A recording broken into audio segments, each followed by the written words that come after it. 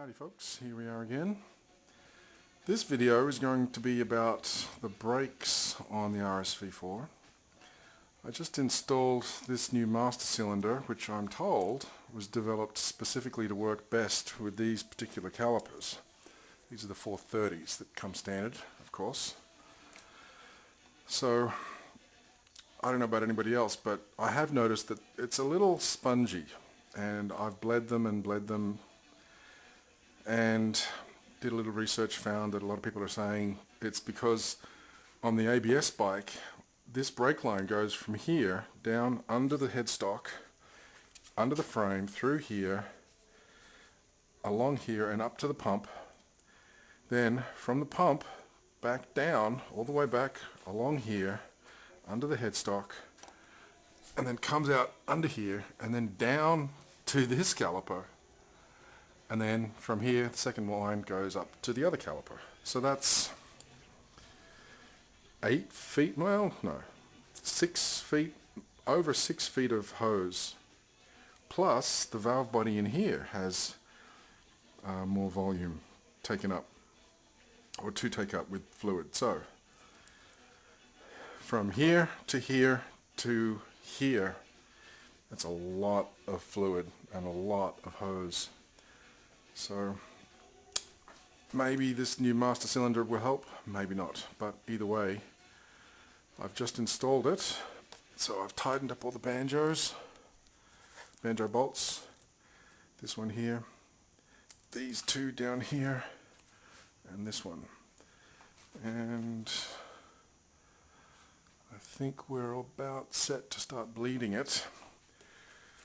Now what I've already done is I've installed speed bleeders on these. So this is a speed bleeder. It's got a ball valve in there. So there's a spring and a ball pressing against the orifice. So that way you can just crack it slightly and it won't leak. But when fluid is pushed in, it overpowers the spring, the ball moves, allows the fluid out, or air out. So I'm going to connect that. So this hose will show me exactly what is coming out of the bleeder. And I've got my little bag of fluid here. That's just old nasty brake fluid. But by pumping it into this hose and up into here, all the excess is saved in here and doesn't get spread out everywhere. So it's a little nicer. So the speed bleeder should make this process a lot easier, but it still may take a while because I've got a big old bubble in here. I've got to pump the air bubble down here, all the way down to here, into there, and then back out into here, and then over to there. So that is a long way for that air bubble to travel. So we will see how long it takes to do it. And if I get no response, or if it doesn't do what I think it should, I have a MightyVac vacuum bleeder.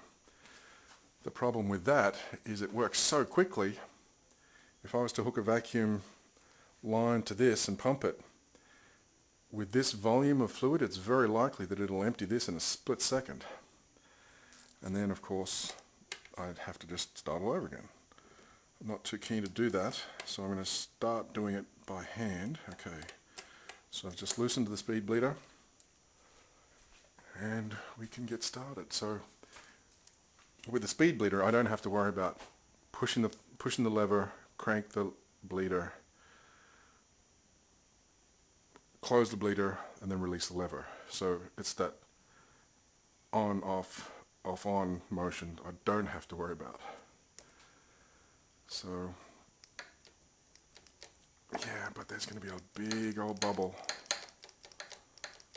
Yeah, you know what? Already I'm starting to think I'm going to have to use that speed bleeder, the MightyVac. But I'll bleed this too, because of course you can bleed the master cylinder itself. But, yeah, there's just such a giant bubble. There is a giant air bubble from here and down to here.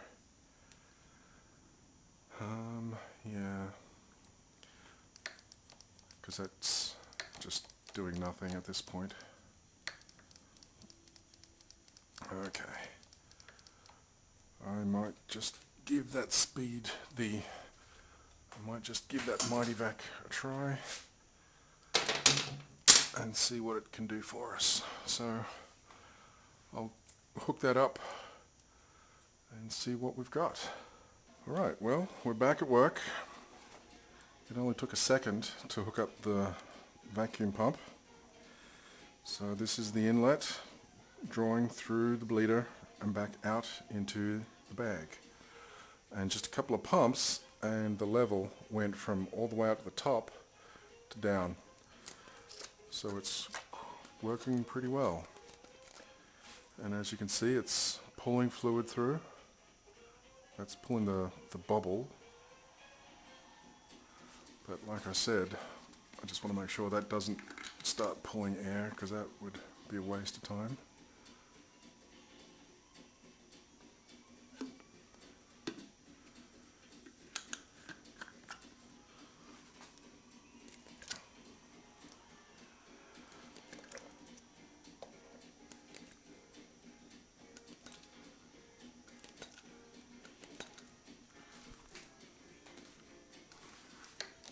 Yeah, wow. And now I can feel some resistance at the pump. Okay, so I don't know if you can see it, but every time I pump it, the little tiny bubbles are moving up the line. There, that might be a better indication.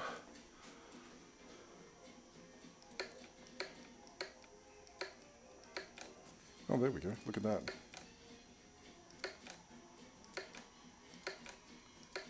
Wow, that was... I mean, I stopped recording because I figured it'd take a minute, but wow, it was instant. 2 pumps on this, pulled the level from here down to there, and that was it. So it was really quick. And now it's pulling clear fluid through the line, and the rest is just tiny little bubbles. So what I'll do is I will tighten up the speed bleeder and see what sort of pressure the lever can generate.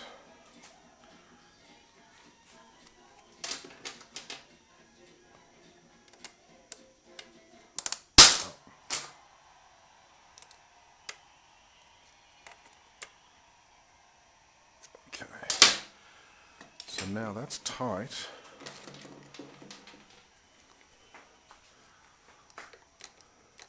And there we go. That's it. It's still a bit mushy, so I'll bleed this one here.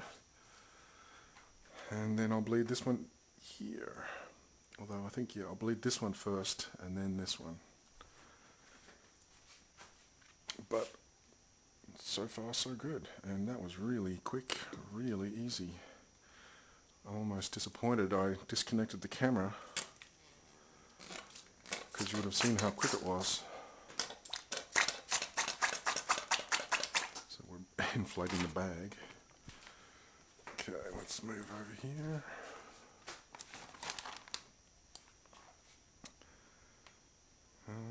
Wouldn't hurt to do it this way, I guess. Again, just got to make sure I don't start to pull air on the reservoir. That's the only concern. Get a better wrench.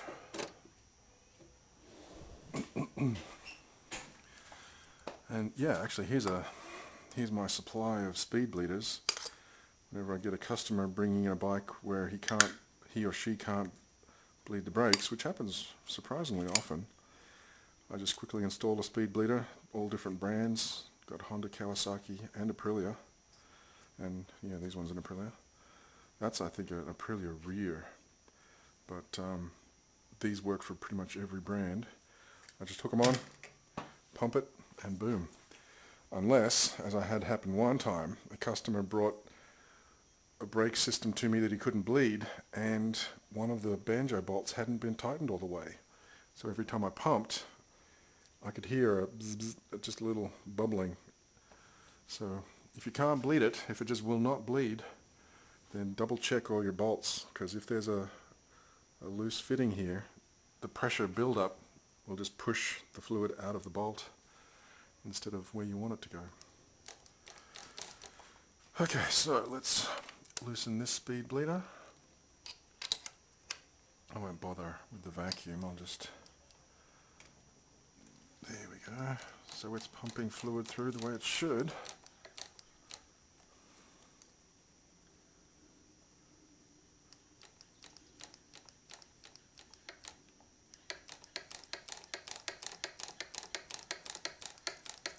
And there's no bubbles coming out now.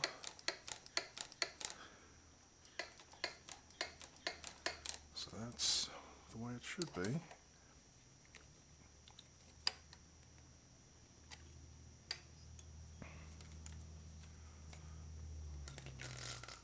So we'll build up some vacuum in there, and then when I crack it, sucks it in. Okay, and now the master cylinder.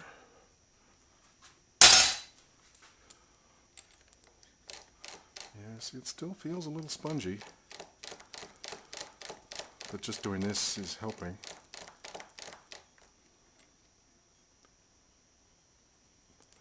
And now this is not a speed bleeder, so I do need to do it the right way, the old-fashioned way.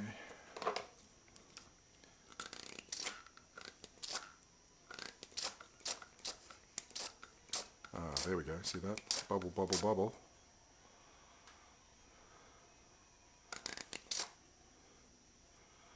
Bubble, bubble.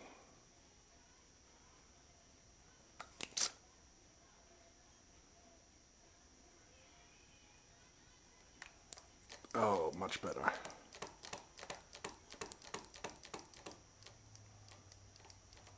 But still not firm enough. It's getting closer. Let's see. So the old-fashioned way is push the lever, open the pump, crack it. There we go. Look at those bubbles coming out.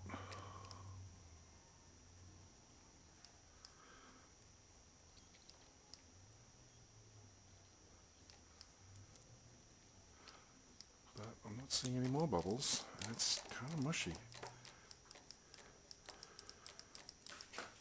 It's a little difficult to say if that's better than it was.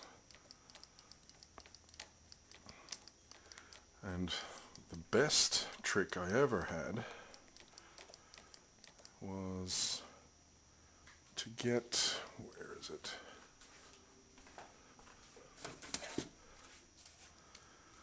The best trick was to get this Velcro strap, strap it around here, and then load it up onto the trailer on my way to the track. And then when I got to the track, it was rock solid.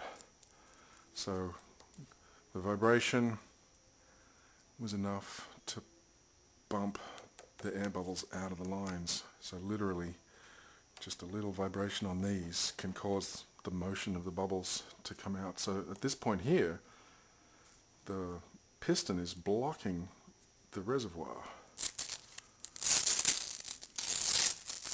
In this position, the pump is open, so the bubbles can come out. So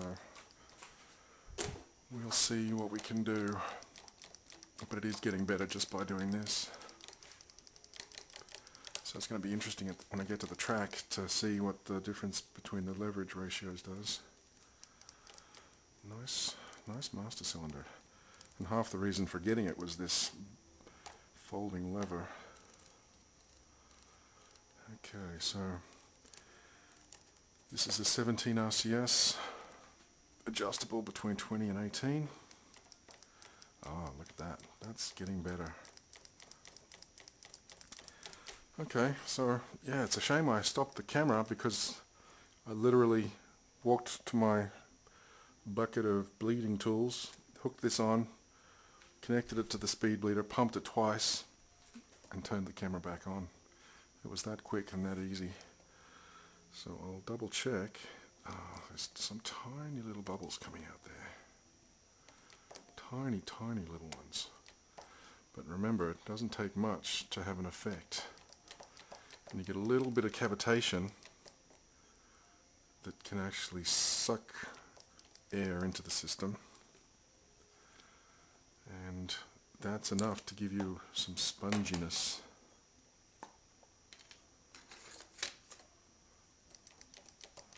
Yeah, it's getting better every time.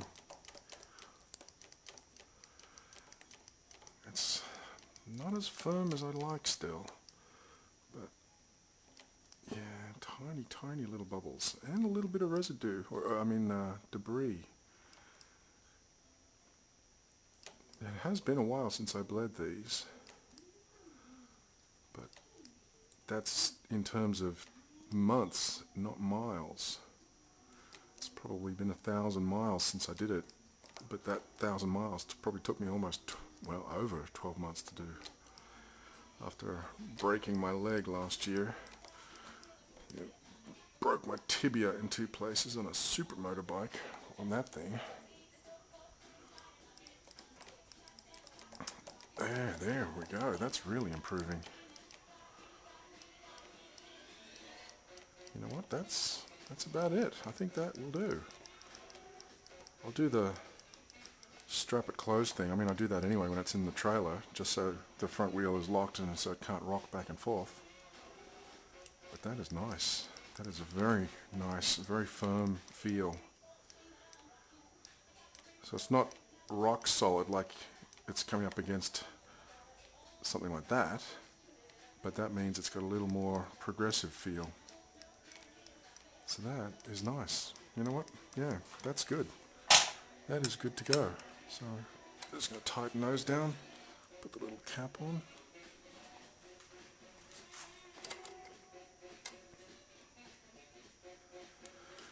And I will redo the fender with a little bit of spray paint. Where does that go?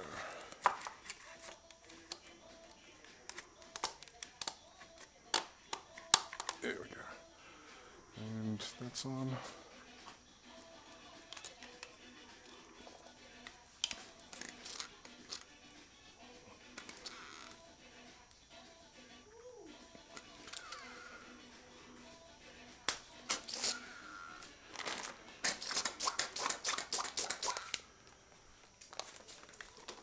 Yeah, and then next job is to install this.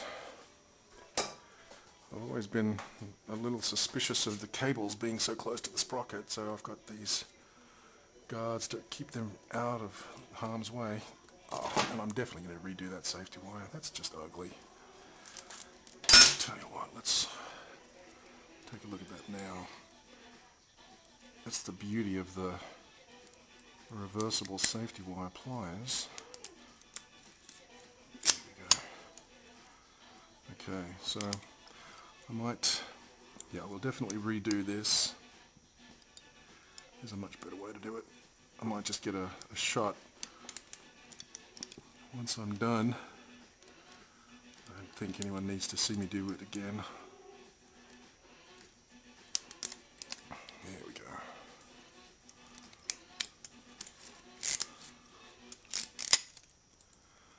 And install the sprocket cover. Get the wires out of the way. And see what else we can do. Oh yeah, because I've got the hose clamps. Bought a bunch of hose clamps from AF1. I'll pull these ones off, but of course I'll have to drain the coolant first. Because although these are okay now, I would rather replace them while they're okay than start noticing a leak sometime down the line. Okay, so that's it for now. Brakes are nice and firm. I'll put the cap back on this, put a little more fluid in, and then put this cap back on. Okay, more to come.